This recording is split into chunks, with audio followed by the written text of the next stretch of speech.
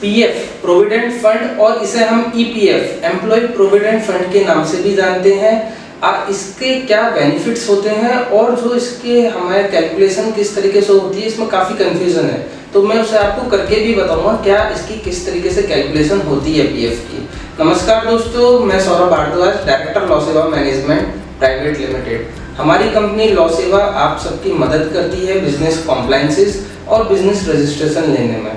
तो आज मैं आपको जो बताऊंगा वो पीएफ के बारे में है। पीएफ सेंट्रल गवर्नमेंट की स्कीम है। इसे लाने का जो उद्देश्य था गवर्नमेंट का वो यही था कि जो लोग सैलरी पे हैं उनकी मंथली पेंशन, जब वो रिटायर हों तो उनकी मंथली पेंशन्स आ सकें। उसके लिए आपके कॉर्पस एक पैसा इकट्ठा किया जाता है। आपका मंथली जो आपकी सैलरी आ रही है उसमें से थोड़ा थोड़ा डिडक्ट करके एक आपका कॉर्पस इकट्ठा किया जाता है। जब आप रिटायर होते हैं तो उसमें फिर आपको हर मंथली पेंशन दी जाती है।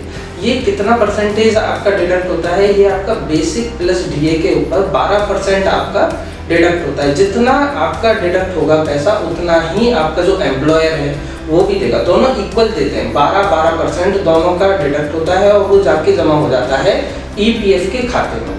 इसकी भी कैलकुलेशन मैं आपको करके दिखाऊंगा, बट ये आता है ट्रिपल ई एग्जेम्प्ट स्कीम में, ई मतलब कि आप जो इसमें पैसा जमा कर रहे हैं ये टोटली एग्जेम्प्ट है, प्लस जो आप इसका पैसा निकालेंगे विड्रॉ करेंगे वो भी टोटली एग्जेम्प्ट है, टैक्स एग्जेम्प्ट है। बट इसमें एक कंडीशन है कि आपकी जो सर्विस है वो 5 साल से ज़्यादा होनी चाहिए।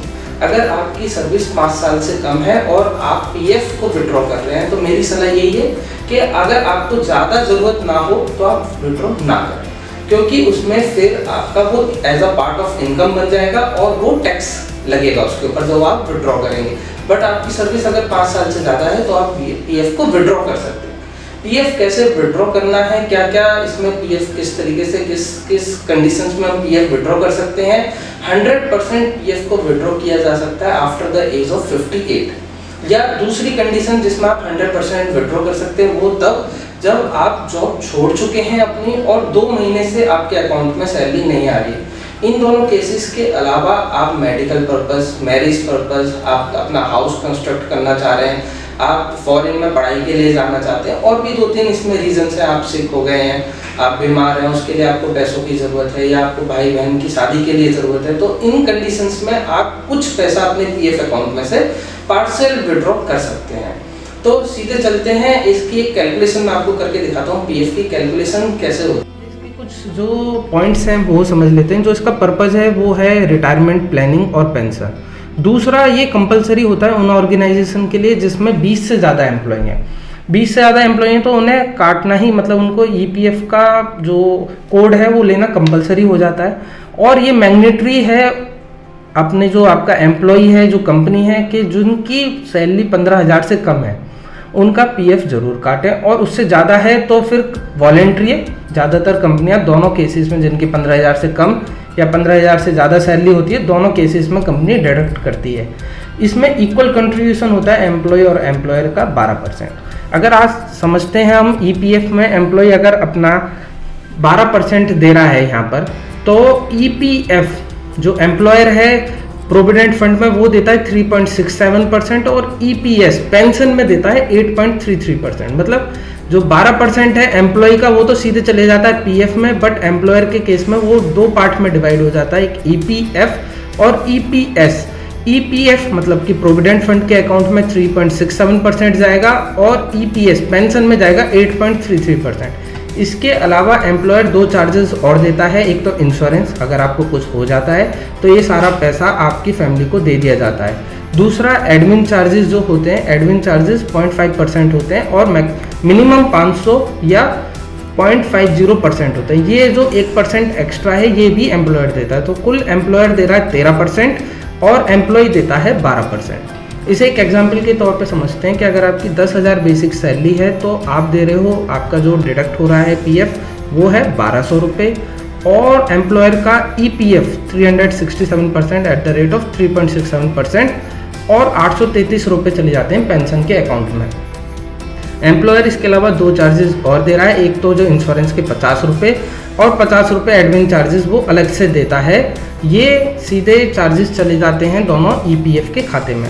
आपका यहाँ पर टोटल जो इसमें एम्प्लॉयर दे रहा है 1200 रुपये और आप दे रहे हो 1200 रुपये, तो आपके हर महीने 2400 रुपये जमा हो रहे हैं पीएफ के खाते में। बट कुछ केसेस में जहाँ एम्प्लॉय 20 से कम है और वॉलेंट्री कोई ऑर्गेनाइजेशन जमा कर रही है, या कोई फैक्ट्री है, बीड़ी की कोई फैक्ट्री है, या कोई बॉयलर लगे हुए हैं, तो वहाँ पर हम 10% कंट्रीब्यूशन भी कर सकते हैं। अगर आप 10% कंट्रीब्यूशन देख रहे हैं इसमें, तो आप 10% अगर कंट्रीब्यूट कर रहे हैं तो 10% ही आपका एम्प्लॉयर कंट्रीब्यूट करेगा, वो फिर यहाँ पीएफ में 1.67% करेगा और पीएफ ईपीएस पेंशन स्कीम में वो 8.33% करेगा।